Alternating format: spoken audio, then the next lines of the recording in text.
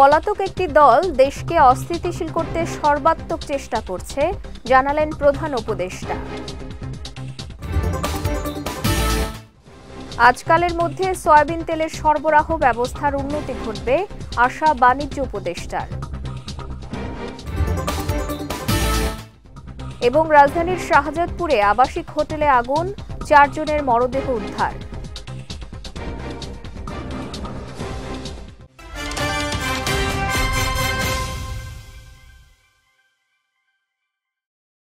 আসসালামু আলাইকুম। বিজয় রাতের সংবাদে আমন্ত্রণ জানাচ্ছি আমি সঞ্জিতা আজিজ। শুনছিলেন শিরোনাম, এবারে বিস্তারিত। পলাতক একটি দল দেশকে অস্থিতিশীল করতে সর্বাত্মক চেষ্টা করছে বলে জানিয়েছেন প্রধান উপদেষ্টা ডক্টর মোহাম্মদ ইউনূস। ধ্বংসস্তূপের মতো পরিস্থিতি থেকে ঘুরে দাঁড়িয়ে দেশের অর্থনীতি সহজ করেছে সরকার, এমন দাবিও করেন তিনি। বিবিসি বাংলাকে দেয়া এক সাক্ষাৎকারে এসব কথা বলেন প্রধান উপদেষ্টা। এ সময় দেশের সাফল্যের পাশাপাশি আন্তর্জাতিক পরিমণ্ডলে সরকারের গ্রহণযোগ্যতা নিয়েও ইতিবাচক বার্তা দেন তিনি। বলেন, দেশ বিদেশে সরকার আস্থা অর্জন করতে সক্ষম হয়েছে। এ সময় দেশের আইন শৃঙ্খলা পরিস্থিতি প্রসঙ্গে প্রধান উপদেষ্টা বলেন, অপরাধের পরিমাণ মোটেই বাড়েনি। সেনাবাহিনীর প্রত্যক্ষ ও পরোক্ষ সহযোগিতা এখনও রয়েছে বলে জানান তিনি। অপরদিকে ঢাকা দিল্লি আন্তর্জাতিক সম্পর্কে কোনো অবনতি হয়নি বলে মনে করেন প্রধান উপদেষ্টা। আজকালের মধ্যে সয়াবিন তেলের সরবরাহ ব্যবস্থার উন্নতি ঘটবে বলে আশা প্রকাশ করেছেন বাণিজ্য উপদেষ্টা শেখ বশির উদ্দিন। দুপুরে মোহাম্মদপুর টাউন হল কাঁচা বাজার পরিদর্শন শেষে সাংবাদিকদের প্রশ্নের জবাবে তিনি এই আশাবাদ ব্যক্ত করেন। বলেন, রোজার সব পণ্যের দাম আগামী 7 দিনের মধ্যে কমে আসবে। সয়াবিন তেলের সরবরাহের কিছু ঘাটতি আছে, আজকালের মধ্যেই সরবরাহ ব্যবস্থা উন্নতি ঘটবে। বাজার পরিদর্শনকালে তার সঙ্গে শিল্প উপদেষ্টা আদিলুর রহমান খান ছিলেন। তেলের বাজারে আমাদের এই মুহূর্তে তেলের কনজাম্পশন প্রায় 60% হচ্ছে পাম অয়েল। এটা সরকার নির্ধারিত মূল্য থেকে আরও 20-25 টাকা কমে বিক্রি হচ্ছে। সেখানে কোনো সরবরাহের ঘাটতি নেই। সয়াবিন কেন্দ্রিক একটা সরবরাহ ঘাটতি রয়েছে বাজারে, যেটাকে অস্বীকার করার কোনো জায়গা নেই, এবং আমরা আশা করছি আজকে থেকে এইটা সরবরাহ ব্যবস্থা উন্নতি হচ্ছে। আমরা প্রতিষ্ঠানগুলোর সাথে কাজ করছি। আমাদের ভোক্তা অধিকার, আমাদের ট্যারিফ কমিশন এবং আমাদের বাণিজ্য মন্ত্রণালয়ের সচিব মহোদয়, ওনারা অ্যাক্টিভ যোগাযোগ রেখেছেন এই কোম্পানিগুলোর সাথে। আশা করা যায় যে আজকাল থেকেই আল্লাহর রহমতে সরবরাহ ব্যবস্থায় উন্নতি ঘটবে, এবং সয়াবিনের যে আপৎকালীন যে সরবরাহের যে সামান্য একটা পার্থক্য রয়েছে, বা কিছুটা পার্থক্য রয়েছে, সামান্য না, কিছুটা পার্থক্য রয়েছে, এই পার্থক্যটা ইনশাল্লাহ আগামী 2-3 দিনের মধ্যেই মিটে যাবে। রাজধানীর শাহজাদপুর এলাকায় একটি আবাসিক হোটেলে অগ্নিকাণ্ডের ঘটনা ঘটেছে। উদ্ধার করা হয়েছে 4 জনের মরদেহ। ফায়ার সার্ভিস জানায়, সৌদিয়া নামের হোটেলটিতে সোয়া 12টার দিকে আগুন লাগে। খবর পেয়ে আগুন নেভাতে কাজ শুরু করে বাড়িধারা ফায়ার স্টেশনের 2টি ইউনিট। তাদের আধা ঘন্টার চেষ্টায় আগুন নিয়ন্ত্রণে আসে। পরে হোটেলের 6ষ্ঠ তলা থেকে উদ্ধার করা হয় 4 জনের মরদেহ।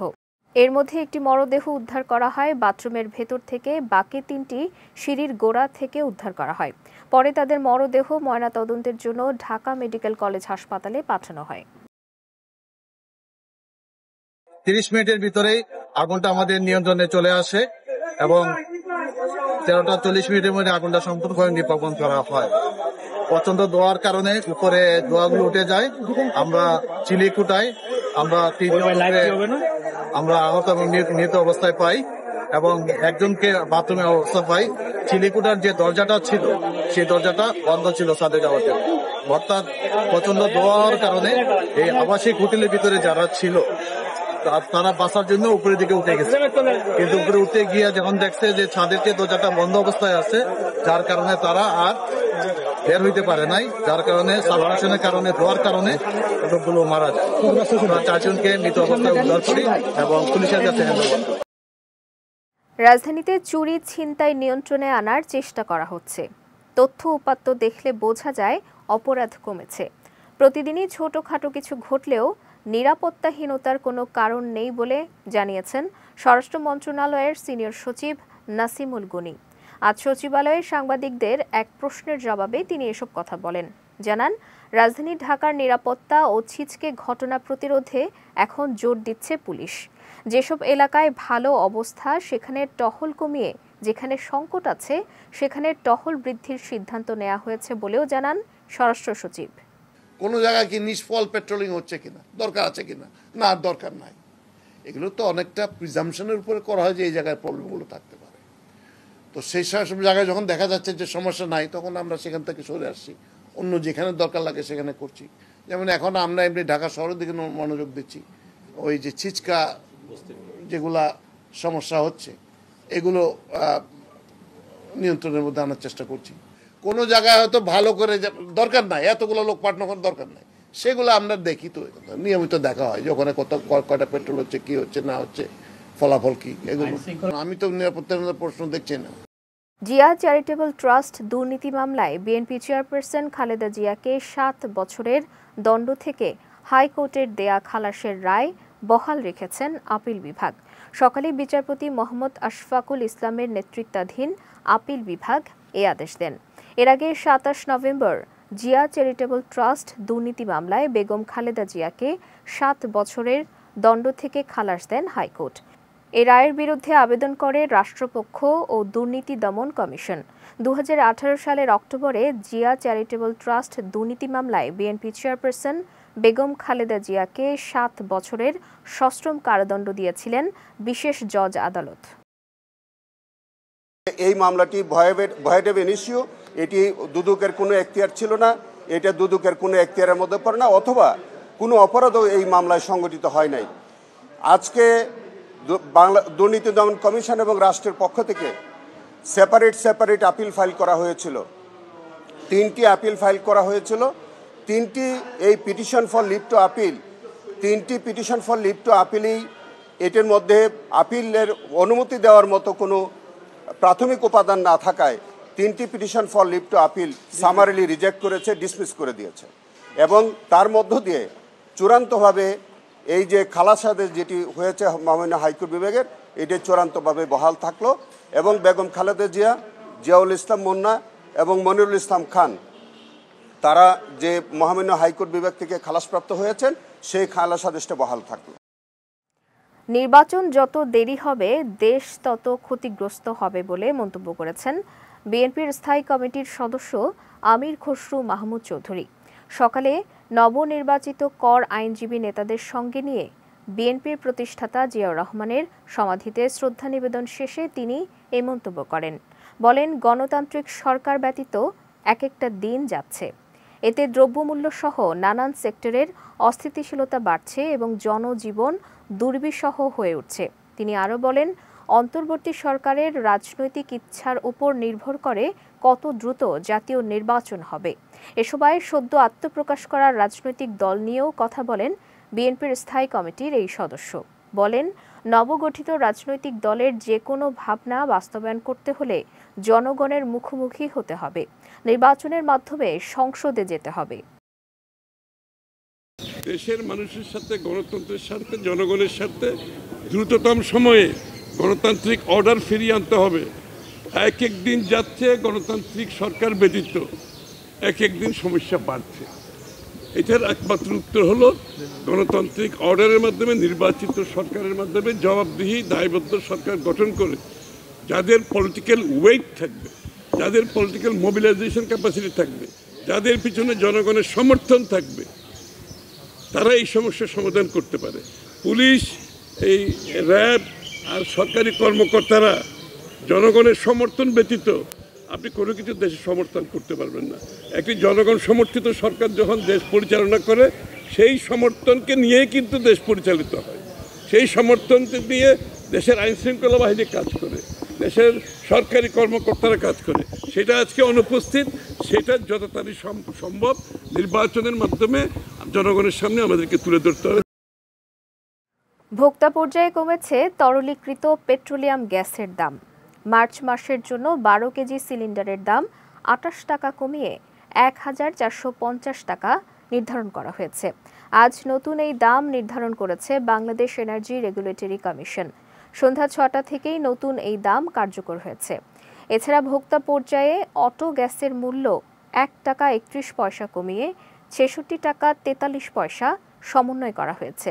এর আগে গত 2রা ফেব্রুয়ারি 12 কেজি সিলিন্ডারের দাম 19 টাকা বাড়িয়ে 1478 টাকা নির্ধারণ করা হয়েছিল। এছাড়া অটো গ্যাসের দাম নির্ধারণ করা হয়েছিল 67 টাকা 74 পয়সা। এবার জেলা সংবাদ।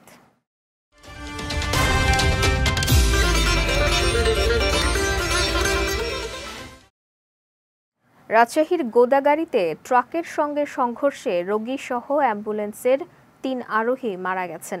নিহতরা হলেন রাজশাহী নগরের হোসনিগঞ্জ এলাকার জাফর হক, গোদাগাড়ি উপজেলার ঠাকুর যৌবন গ্রামের সুন্দরী ও একই গ্রামের আদুরি। ভোরে উপজেলার রাজাবাড়িহাট এলাকায় এই দুর্ঘটনা ঘটে। পুলিশ জানায়, রোগী নিয়ে অ্যাম্বুলেন্সটি গোদাগাড়ি থেকে রাজশাহী যাচ্ছিল। পথে চাঁপাইনবাবগঞ্জগামী একটি দ্রুতগতির ট্রাকের সঙ্গে মুখোমুখি সংঘর্ষের ঘটনা ঘটে। এতে 3 জন ঘটনাস্থলেই নিহত হন। এছাড়া এই ঘটনায় আহত হন আরও 3 জন। আহতদের উদ্ধার করে রাজশাহী মেডিকেল কলেজ হাসপাতালে ভর্তি করা হয়েছে। ব্রাহ্মণবাড়িয়ার কসবায় স্ত্রী ও শ্যালিকাকে হত্যার অভিযোগ উঠেছে স্বামীর বিরুদ্ধে। গতকাল দিবাগত রাতে উপজেলার গোপীনাথপুর ইউনিয়নের ধ্বজানগর গ্রামে এ ঘটনা ঘটে। ঘটনার পরপরই ঘাতক আমির হোসেন সামিউল পালিয়ে গেছে। নিহতরা হলেন সামিউলের স্ত্রী জ্যোতি ও তার বোন স্মৃতি। পুলিশ জানায়, সপ্তাহখানেক আগে সামিউল তার শ্বশুর বাড়িতে বেড়াতে আসে। গতকাল রাতে খাবার শেষে তারা ঘুমাতে যায়। পরে রাতের কোনো এক সময়ে তাদের শ্বাসরোধ করে হত্যা করে সে। সকালে পরিবারের সদস্যরা পুলিশে খবর দিলে পুলিশ ঘরের ভেতর থেকে তাদের মরদেহ উদ্ধার করে। পারিবারিক কলহের জের ধরে তাদের শ্বাসরোধে হত্যা করা হয়েছে বলে প্রাথমিকভাবে ধারণা করছে পুলিশ। পঞ্চগড়ের তেঁতুলিয়া ও টাঙ্গাইলে ডাকাতির ঘটনায় জড়িত আন্তঃজেলা ডাকাত দলের 5 সদস্যকে গ্রেফতার করেছে পুলিশ। দুপুরে পঞ্চগড় পুলিশ সুপার কার্যালয়ের কনফারেন্স রুমে আয়োজিত সংবাদ সম্মেলনে এ তথ্য নিশ্চিত করেছেন জেলা পুলিশ সুপার মিজানুর রহমান মুন্সি। তিনি জানান, গত 1 মার্চ তেঁতুলিয়া উপজেলার আজিজনগর এলাকার এক বাড়িতে ডাকাতি হয়। খবর পেয়ে জেলার বিভিন্ন এলাকায় চেকপোস্ট বসিয়ে গতকাল তেঁতুলিয়ার ভজনপুর এলাকা থেকে 5 ডাকাত সদস্যকে গ্রেফতার করা হয়। এ সময় তাদের কাছে ডাকাতির বিভিন্ন সরঞ্জাম ও মালামাল জব্দ করা হয়। প্রাথমিক জিজ্ঞাসাবাদে গ্রেফতারকৃতরা গত 25 ফেব্রুয়ারি টাঙ্গাইলের ঘাটাইলে শিক্ষা সফরের বাস ডাকাতির সঙ্গে জড়িত থাকার কথাও স্বীকার করেছে বলে জানিয়েছেন পুলিশ সুপার। ভজনপুর এলাকায় আমাদের অতিরিক্ত পুলিশ সুপার শফিকুল ইসলাম, তার নেতৃত্বে ডিবি টিম ছিল। সেখানে একটি ট্রাক, হলুদ নীল রঙের একটা ট্রাক আটক করি। সেই ট্রাকের ড্রাইভারই ছিল ডাকাতের একজন প্রধান সদস্য। সেখান থেকে আমরা তথ্য পেয়ে আমরা বাকি আরো 4 জনকে এরা বাসে করে ইন্ডিভিজুয়ালি এরা বাসে করে যাচ্ছিল। 2টা বাস থেকে 2 জন করে আমরা শনাক্ত করি। মোট 5 জন ডাকাত দলকে আমরা ধরতে সমর্থ হই এবং তারা আমাদের কাছে পুরো ডাকাতির ঘটনাটা খোলামেলা বলে এবং যে ডাকাতি যে মালামাল নিয়েছিল, স্বর্ণ উদ্ধার এবং টাকা পয়সা সবগুলো উদ্ধার হয়। এই আমরা জানতে পারি যে ডাকাত দলের সদস্যগুলি আমাদের ম্যাক্সিমাম হলো রংপুর এলাকার এবং এরা হলো আন্তঃজেলা ডাকাত দলের সদস্য। এরা বিভিন্ন জেলায় ডাকাতি করে বেড়ায়। যাচ্ছি খেলার সংবাদে।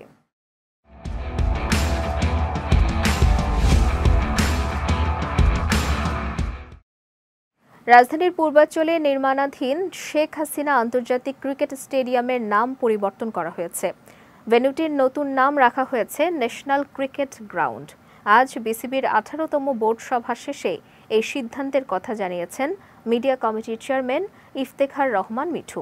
সভায় স্টেডিয়ামের নাম পরিবর্তন ছাড়াও নেওয়া হয়েছে আরও বেশ কিছু সিদ্ধান্ত। বিশ্বমানের ফিল্ডিং কোচ নিয়োগের পাশাপাশি স্পিন কোচ মুস্তাক আহমেদের সঙ্গে চুক্তি নবায়ন করা হয়েছে। এদিকে প্রধান কোচ ফিল সিমন্স ও সহকারী কোচ মোহাম্মদ সালাউদ্দিনের কাজে খুশি হয়ে চুক্তি নবায়ন প্রক্রিয়া শুরু করতেও আগ্রহী ক্রিকেট বোর্ড। আজ রাতে এএফসি চ্যাম্পিয়ন্স লিগের নকআউট পর্বের ম্যাচে ইরানি ক্লাব ইস্তেগলালের মুখোমুখি হবে আল নাসর। কিন্তু গুরুত্বপূর্ণ এই ম্যাচে খেলছেন না ক্রিস্টিয়ানো রোনালদো। ইরানের রাজধানী তেহরানে অনুষ্ঠিত হওয়া ম্যাচটি খেলতে গতকাল আল নাসর ইরানে পৌঁছালেও যাননি CR7। এদিকে রোনালদোর অনুপস্থিতির পেছনে বিভিন্ন গুঞ্জন শোনা যাচ্ছে। এর আগে 2023 সালের সেপ্টেম্বরে পার্সেপোলিসের বিপক্ষে আল নাসরের হয়ে খেলতে তেহরানে গিয়েছিলেন রোনালদো। ওই সময় সেখানে শারীরিক প্রতিবন্ধী এক নারী চিত্রশিল্পীকে জড়িয়ে ধরতে ও চুমু খেতে দেখা গেছে CR7-কে। স্প্যানিশ ক্রীড়া দৈনিক মার্কার খবরে বলা হয়েছে, ইরানের আইনে এই ঘটনা ব্যভিচার হিসেবে গণ্য হতে পারে, যার শাস্তি 99টি বেত্রাঘাত। এই কারণেই রোনালদো ইরানে যাননি বলে দাবি করা হচ্ছে। তবে এই বিষয়ে কোনো সূত্রের বরাত দেয়নি মার্কা। বিজয় রাতের সংবাদ শেষ করার আগে শিরোনামগুলো দেখে নিচ্ছি আরও একবার।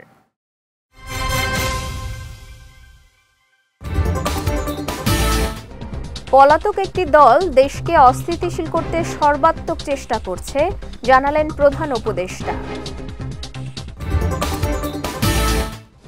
আজকালের মধ্যে সয়াবিন তেলের সরবরাহ ব্যবস্থার উন্নতি ঘটবে, আশা বাণিজ্য উপদেষ্টার।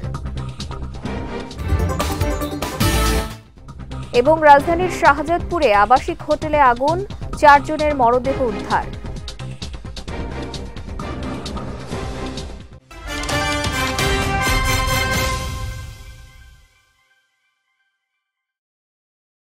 বিজয় রাতের সংবাদ শেষে আজকের মতো আমি সঞ্জিদা আজিজ আপনাদের কাছ থেকে বিদায় নিচ্ছি। আগামীকাল একই সময়ে নতুন সব খবর দেখতে চোখ রাখুন বিজয় টিভিতে। এছাড়াও আজকের বিজয় রাতের সংবাদের ভিডিও দেখতে পারেন আমাদের ইউটিউব এবং ফেসবুক পেজে। আমাদের ইউটিউব হলো youtube.com/bijaytvofficial এবং আমাদের ফেসবুক পেজ হলো facebook.com/bijaytvlimited।